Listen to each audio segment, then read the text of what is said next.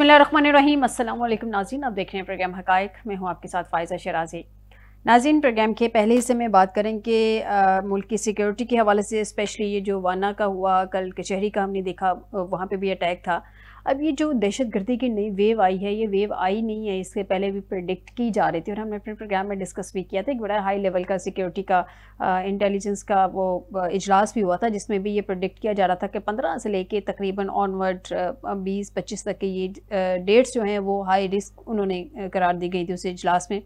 पहले उसकी सारी डिटेल तो मैं आपके साथ शेयर नहीं करूँगी, लेकिन यह है कि उन्हीं डेट्स के अंदर ही ये सारे दोनों इंसिडेंट्स भी हुए हैं।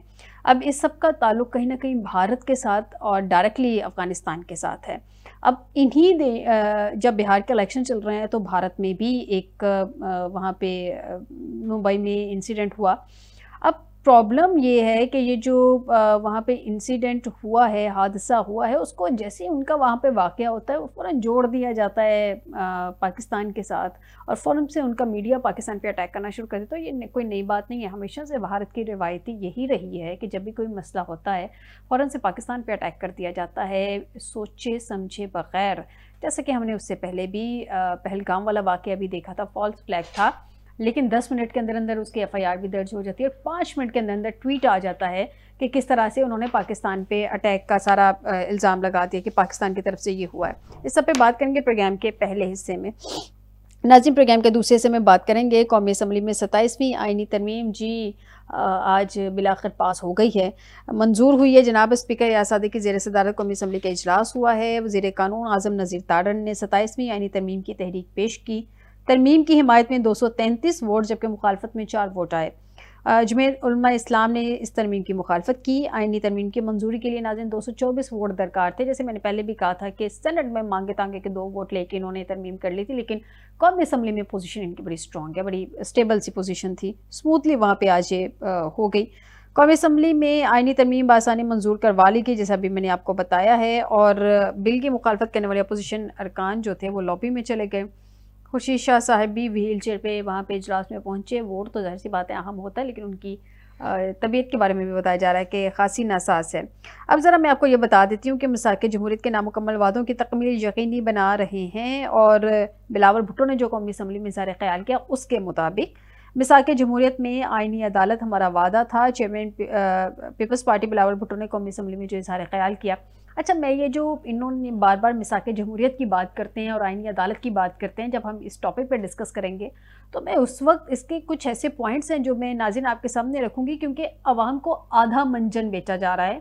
आधा मंजन ये कि जी हमने आइनी अदालत का मिसाक जमहूरियत में बात की थी, लेकिन बाकी जो मंजन है, बाकी जो असलियत है वो सामने रखा ही नहीं जा रहा। जैसे मैं हमेशा अपने प्रोग्राम में बात करती हूँ कि हमारी सियासी जमातों को जब जहाँ जो आर्टिकल या जब जहाँ जो कानून सूट करता है, जितना सूट करता है उतना वो बाय कर लेते हैं, वही सबको बताते हैं, वही मंजन बेचते हैं, रियलिटी तो सामने रखते ही नहीं है। तो मैं आज ये रियलिटी सामने रखूँगी कि एग्जैक्टली वहाँ पे डिस्कशन हुई क्या थी, मिसाक जमहूरियत हुआ क्या था। उसका जो एक पार्ट है कि जी आइनी अदालत ज़रूर उसमें डिसाइड हुआ था, लेकिन किस सूरत हाल में हुआ था, हालात क्या थे और कितने टाइम लिमिट क्या था, वो भी उसमें रखा गया था, जो कि हमें नहीं बताया जा रहा था।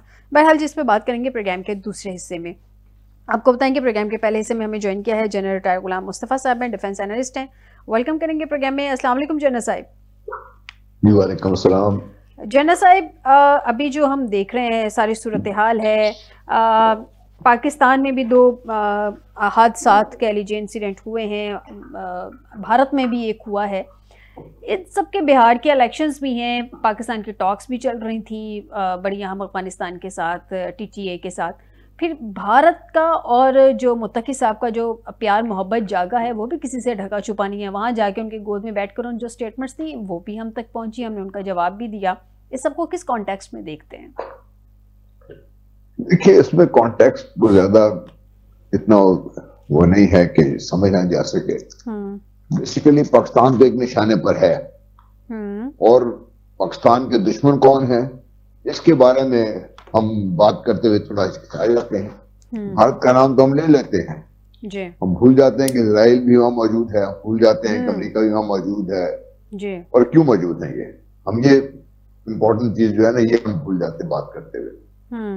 इशू ये देखिए, पाकिस्तान के खिलाफ, सीपैक के खिलाफ जो एफर्ट चल रही है और इस खिते में जिस तरीके से चीन के बढ़ते हुए असर रसूख को रोकने के लिए और जिस तरीके से अमेरिका का जो भी असर रसूख था वो जो खत्म हुआ है और उसमें जो कमी आई है उसको वापस रीगेन करने की जो एफर्ट चल रही है उसमें पाकिस्तान निशाने पर है, क्योंकि पाकिस्तान के बगैर ना तो इस खिते में कोई ताकत सही तरीके से पहुंच जमा सकती है, ना निकल सकती है यहाँ से, ये तो हमने देखा हुआ है।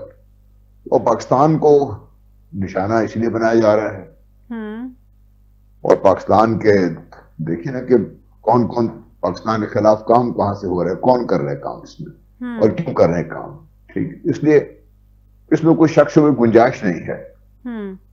मसला ये है कि हम इसको डील किससे कर रहे हैं वो ज्यादा हमारे लिए इंपॉर्टेंट है और क्रिटिकल है, और मेरा ख्याल है कि इस पे हमें जोर देना चाहिए कि इस मसले से निपटने के लिए हमें करना क्या है, क्योंकि दहशतगर्दी तो पाकिस्तान में हो रही है, जिससे आपने भी कहा 2 नीचे भी वाकयात हुए हैं और बड़े सीरियस वाकयात थे ये, इससे पहले भी हो रही थी। पाकिस्तान के नौजवान हमारे बच्चे अपनी जान नजराना तो पेश कर रहे हैं, इसको आप कहाँ पे लेके जाएंगे, कैसे ये हल होगा, मसला तो हल करना है और ये हल करने के लिए तो एक जामे मसूबाबंदी भी हमें जरूरत है उसकी।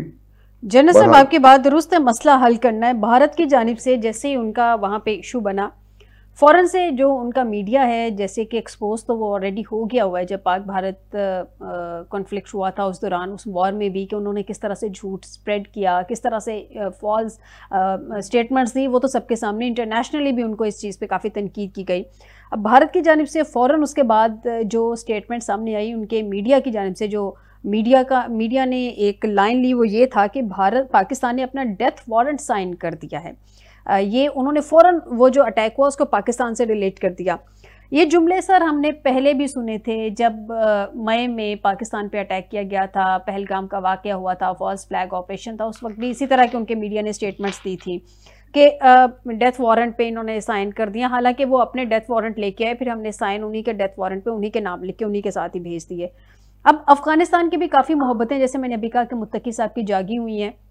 आपने बिल्कुल सही हाईलाइट किया कि इस सब में हम इज़राइल को कहीं पे निगलेक्ट नहीं कर सकते, लेकिन सर इज़राइल के साथ साथ अमेरिका भी बैक करता है इज़राइल को, वो एक फैक्टर भी है। और अमेरिका की पाकिस्तान के साथ भी आजकल अच्छी अंडरस्टैंडिंग चल रही है। इस सब ये जो एक गुत्थी सी है, इसको ज़रा सुलझाएंगे कि अगर इज़राइल भारत को बैक करता है तो अमेरिका उस सिचुएशन में इज़राइल को कितना बैक करेगा, क्योंकि अंडरस्टैंडिंग तो उसके पाकिस्तान के साथ भी अभी अच्छी चल रही है। देखिए, पाकिस्तान के साथ अंडरस्टैंडिंग जो है ना, ये हमारी एक गलतफहमी है अनफॉर्चुनेटली, क्योंकि जो ये आज की बात नहीं है, तारीख गवाह है कि पाकिस्तान के साथ जब भी उन्होंने मोहब्बत की पींगे बढ़ाई हैं जी, तो मकसद उनके अपने मकासद हैं, पाकिस्तान की बेहतरीन का मकसद नहीं है। दुरुस्त। तो इसलिए मैंने पहले भी अर्ज की कि भाई हम ये हिचकिचा जाते हैं जब बात करते हैं कि वहां पे कौन दुश्मन कौन बैठे हमारे साथ। अमरीका वहां मौजूद है, ट्रम्प साहब $3-3.5 बिलियन सालाना दे रहे हैं अफगानिस्तान को, और अभी कल भी परसों शायद ये ट्रम्प साहब ने कहा कि भारत के साथ हमारे मामला तय हो गए हैं। बेसिकली पहले भी हमें यही बताया जाता है जी कि पाकिस्तान और भारत के ताल्लुकात का आपस में एक तनाजुर नहीं है, डिफरेंट कॉन्टेक्स्ट में देखना चाहिए हमें, वो अमेरिकन यही में बताते रहे ना सारा था। अब क्या होगा, कैसे चलेंगे, मुझे इसमें कभी कुछ शक नहीं रहा कि अमेरिका की इजाजत के बगैर भारत ने पाकिस्तान के खिलाफ मुहिम जोई की हो, इसको पॉसिबल नहीं है। भारत इतना बड़ा रिस्क नहीं ले सकता, और ये भी पॉसिबल नहीं है कि अफगानिस्तान में भारत मौजूद हो, क्योंकि भारत को उन्होंने तो इजाजत दी थी जब वो यहाँ पे मौजूद थी, उनकी फौजें मौजूद थी नेटो की, विद आर्ट्स जो कौशल खाने बनाए गए पाकिस्तान के इर्द गिर्द, वो तो अमेरिका ने इनको बनाने की इजाजत दी ना। और अब वहां पे जब इजराइल मौजूद है, इजराइल की मौजूदगी का मतलब ये है कि इजराइल को वहां पे और फैसिलिटेट करने के लिए अमेरिका मौजूद है वहां पे, और ये हम माने या ना माने जी, हम इसको जिस मजीद रंग में देख लीजिए, पाकिस्तान की तारीफें सुनते रहिए ट्रम्प साहब से, लेकिन आप सब देखते ही रहिए कि अमेरिका कर क्या रहा है पाकिस्तान को। दुरुस्त कह रहे हैं। अच्छा जनरल साहब, अब पाकिस्तान मौजूदा सिचुएशन को देखते हुए आपको क्या लगता है कि पाकिस्तान को हर मर्तबा सिर्फ वाक़या होने के बाद रिएक्शन ही देना है, या अब वक्त आ गया है कि प्रोएक्टिव एक्शन लिया जाए, या मज़ीद वक्त अभी हमें दरकार है, क्योंकि जो मैसेजिंग अफ़गानिस्तान की जानिब से की जा रही है वो तो बहुत क्लियर है। अभी भी इस सब में जो हाथ मुलव्विस हैं वो भी बहुत क्लियर हैं। तो ये इस सब को मज़ीद वक्त दरकार है या हमें फिर प्रो एक्शन की तरफ जाना चाहिए? देखिए, इसको थोड़ा सा ये कॉम्प्लेक्सिटीज इसकी मैं समझने की जरूरत है कि हम क्या अपनी जो काइनेटिक एनर्जी है, सारी जो फोर्स है हमारी, उसको इस्तेमाल कर लेंगे और ये मसला हल हो जाएगा। अगर जिसका जवाब हम हाँ में दे सकते हैं अपने आप को, फिर तो हमें देर नहीं करनी चाहिए। इन एनी केस जो पाकिस्तान में इन्होंने किया है, इसका जवाब तो पाकिस्तान को देना पड़ेगा। पाकिस्तान ने पहले बड़े वाज़ेह कह दिया था। अब अगर पाकिस्तान के खिलाफ भारत की अफगानिस्तान की सरजमीन इस्तेमाल हुई तो पाकिस्तान एक्शन लेगा। पाकिस्तान ने एक्शन तो लेना है, लेकिन लॉन्ग टर्म में जब आप देखते हैं तो क्या ये मसले का हल यही एक रह गया है हमारे पास? क्योंकि यूज ऑफ फोर्स जो है ना, वो एक लास्ट रिजॉर्ट है। हाँ, डिप्लोमेसी का एक हिस्सा जरूर है ये, लेकिन इसके लिए हमें और एवेन्यूज की भी बात करने की जरूरत है और तरफ भी हमें जाने की जरूरत है कि हमें किस तरीके से इसको एक मुस्तकिल बुनियादों पर इस मसले को हल करें। देखिए, अफगानिस्तान एक अलग रियासत है, वो अपने ताल्लुकात जिससे चाहे रख सकते हैं, पाकिस्तान उस पर एतराज नहीं कर सकता। पाकिस्तान का मसला सिर्फ ये है कि पाकिस्तान के खिलाफ अफगानिस्तान की सरजमीन इस्तेमाल ना हो, और उसको रोकने के लिए जो अफगानिस्तान को पैसे दे रहे हैं, जो अफगानिस्तान को बैक कर रहे हैं, जब तक आप उनको किसी तरीके से नहीं हटाएंगे, उनको ये इस तरफ से नहीं हटाएंगे कि पाकिस्तान के खिलाफ वो महंगाई करें, तो फिर तो ये मसला वहीं का वहीं खड़ा रहेगा भाई। अच्छा जनरल सर, कल की जो वाकया है उसकी जमातुल अल-एहरार ने जिम्मेदारी कबूल की है। ये सब ग्रुप है तहरीक तालिबान पाकिस्तान का और इत्तेहादुल मुजाहिदीन पाकिस्तान का। नाम उनके सुन लें, मतलब इत्तेहादुल मुजाहिदीन और उनकी जो टोली है पूरी की पूरी कुफार की है। जैसे कि ख्वाजा आसिफ ने भी कहा कि टेम्परेचर इंक्रीज़ कर दिया गया। हम भी ये देख रहे हैं कि टेम्परेचर इंक्रीज़ किया जा रहा है इन हमलों से। अब पाकिस्तान का रिएक्शन क्या आपके ख्याल में होना चाहिए? बड़ी अहम पोस्ट पे आप भी सर्व करते रहे हैं। पाकिस्तान को क्या जवाब अफगानिस्तान की सरजमीन पे जाके देना चाहिए इन योर ओपिनियन? जवाब तो आपने वहीं देना पड़े। देखिए, जवाब तो आपको अफगानिस्तान की सरजमीन पे जहां से ये अटैक ओरिजिनेट हुए वहां पे जवाब देना पड़ेगा। और मुझे पूरी यकीन है कि इस बात पर कि पाकिस्तान को पता है कि कहां से कौन लोग उसमें मुलव्विस हैं और कहां पर हैं वो लोग, और आई एम श्योर उनको ट्रैक भी किया जा रहा है ताकि पिछली बार की तरह बच ना निकले वो लोग। ये तो एक एलिमेंट है ना सारे मसले को हल करने के लिए, एक जरूरत है इसकी। और आप हमें बहुत जल्दी, जिस तरह हमें दोहा में जाने की जल्दी थी, हमें रुक के काम करना चाहिए, हमें सोचना चाहिए। उनका मुज़ाकरात का आपने देख लिया अशर क्या किया है तालिबान ने। इसलिए इसके साथ साथ, जिसे मैं पहले भी अर्ज कर रहा था कि भाई पाकिस्तान को दूसरे एवेन्यूज हैं, इनके साथ साथ काम करने की जरूरत है। फॉर एग्जाम्पल, जो आप जो डिप्लोमेसी है आपकी, इसमें इस वक्त पाकिस्तान के लिए हालात बहुत साजगार हैं। ईरान, जिसके साथ कभी पाकिस्तान के ताल्लुकात अच्छे नहीं थे, और ईरान अफगानिस्तान में पाकिस्तान के क्रॉस प्रपोजल पे काम कर रहा था, वो हाल नहीं है। ईरान है, पाकिस्तान है, चीन का बड़ा वाज़े है, और उन्होंने बड़ा वाज़े कर दिया है कि इस में कोई चीज पाकिस्तान के खिलाफ हम बर्दाश्त नहीं करेंगे। चीन आपके साथ है। रूस में इस सारे हंगामे से पहले कॉन्फ्रेंस हुई थी, रूस में भी लोगों ने जो कॉन्फ्रेंस के बाद ये कहा बड़ा वाज़े तौर पर कि अफगानिस्तान को चाहिए, तालिबान को चाहिए कि अपनी सरजमीन इस्तेमाल ना होने दें। तो ये देखिए, बड़े जो मेजर 4 मुल्क हैं जो अफगानिस्तान के इर्द गिर्द हैं, वो तो एक लाइन पर, एक पेज पर है इस हद तक। साथ अब एक ताजिकिस्तान को भी अगर आप देखते हैं तो वहां पर भी देखिए भारत का जो असर रसूख था वो काफी हद तक कम हो गया है। जो बेस थी भारत से वो ले ली गई वापस वहां पर भी। तो एक मुल्क रह गया, और उससे बातचीत में ज्यादा पाकिस्तान का मसला होगा नहीं, उसने कभी पाकिस्तान के खिलाफ काम किया नहीं है। तो ये सारे मुल्क मिल जाएं और पाकिस्तान इसको इनिशिएटिव ले, और इसमें अमेरिका को इग्नोर नहीं कर सकते क्योंकि वो भी एक ताकत तो है, सुपर पावर तो है।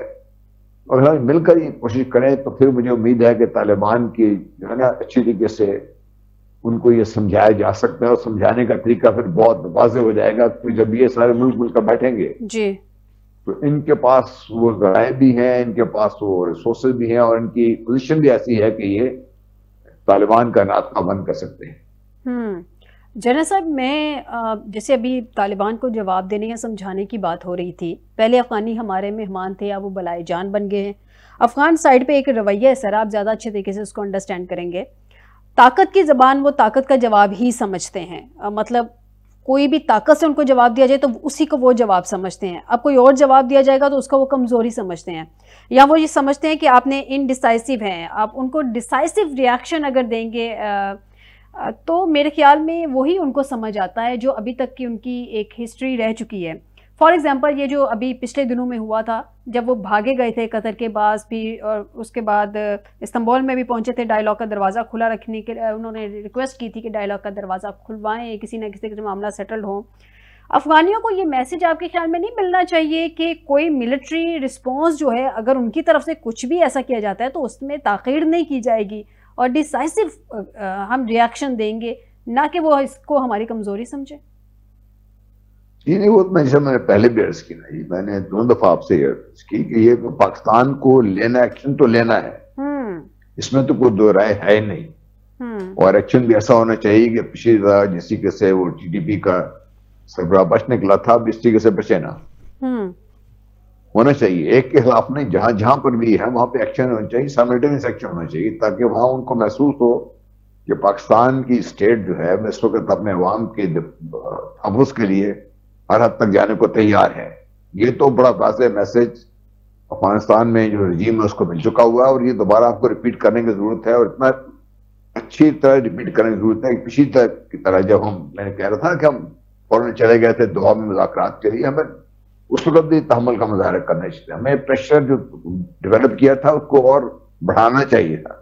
अब इस प्रेशर को स्टेज पे दोबारा लाने के लिए आप एफर्ट थोड़ी ज्यादा करनी पड़ेगी, लेकिन करनी है आपने एफर्ट, इसमें तो कोई शक नहीं है। लेकिन इसको लॉन्ग टर्म में बात कर रहा हूँ, क्योंकि लॉन्ग टर्म में तो पाकिस्तान के लिए बहुत ज्यादा और चीजें भी इंपॉर्टेंट है ना। उसने लॉन्ग टर्म में जब पाकिस्तान इस मसले को हल करने की कोशिश करेगा तो उसमें जो मैं आपसे बात करता हूँ वो एक दूसरी, वो भी एक टैग है, साथ चलना चाहिए। जरी साहब, आपने बात की कि जब पहले टॉक्स हुई थी तो पाकिस्तान को उस वक्त भी फौरी तौर पे भागना नहीं चाहिए था, थोड़ा सा अपने वेट के साथ चलना चाहिए था। लेकिन ख्वाजा आसिफ साहब जो कि हमारे डिफेंस मिनिस्टर हैं, परसों उन्होंने किसी टीवी प्रोग्राम में ये बात की है। उन्होंने कहा कि हम अभी भी चाहेंगे कि बात हो, चीज़ें क्लियर हों, चीज़ें सेटल्ड हों। यहाँ पे बात हो रही है, हमारे यहाँ पे वाना का वाक़या होता है, उसके बाद कल का वाक़या है। रियलिस्टिकली अगर मैं आपसे पूछूँ, ऑनेस्टली स्पीकिंग, क्या कोई रूम फॉर डायलॉग रह गया है पीछे? क्या अभी कोई गुंजाइश रह गई है इस सब के पीछे कि उनके साथ मज़ीद डायलॉग किया जाए? इस वक्त नहीं, इस वक्त नहीं। जब आप इस वक्त अगर आप बात करेंगे, जो हिसाब ने पहले कहा, मैं एग्री करता हूं कि भाई पाकिस्तान की कमजोरी समझा जाएगा इसको। अब पाकिस्तान के पास बात करने की इस वक्त गुंजाइश नहीं है, लेकिन गुंजाइश पैदा करने के लिए पाकिस्तान को प्रेशर डेवलप करें मिलिटरीली और काइनेटिक फोर्सेस का इस्तेमाल करते हुए, दूसरे जराये को इस्तेमाल करते हुए, और फिर जब तालिबान को बातचीत के लिए आना होगा मजबूरी के तहत, तो फिर उसको डील करने के लिए पाकिस्तान को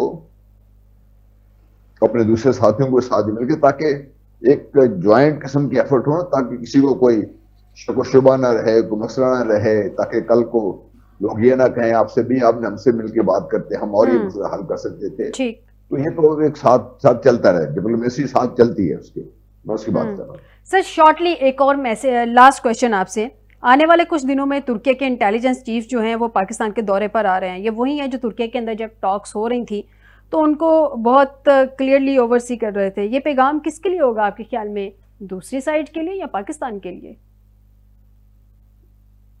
ये पैगाम तो हमें दूसरी पाकिस्तान को होगा ना, बड़ा वाज़ेह कि भाई तुर्की ने, कतर ने जितनी कोशिश कर सकते करके देख ली, उन्होंने ये बात नहीं मान रहे तो फिर किसी और तरीके से बात मनवाई जाएगी इनसे। तो इसमें जब ये लोग आ रहे हैं, हमारे दोस्त जो इतने अहम शख्सियात तशरीफ ला रही हैं पाकिस्तान में, वो बाकी मसाइल के साथ साथ सबसे बड़ा मसला तो ये है जो आपस में मिलकर बैठ के तय करना है। जी बहुत शुक्रिया जनरल रिटायर गुलाम मुस्तफ़ा साहब, डिफेंस एनालिस्ट, आपने मुझे प्रोग्राम में ज्वाइन किया। नाज़रीन, एक छोटे से ब्रेक की तरफ जाते हैं, ब्रेक से वापस आते हैं तो 27वीं आईनी तरमीम पर डिस्कशन करेंगे। आर्टिकल 6 में छेड़छाड़ की गई है, उसकी क्या ज़रूरत पेश आ गई थी, इस ब्रेक के बाद।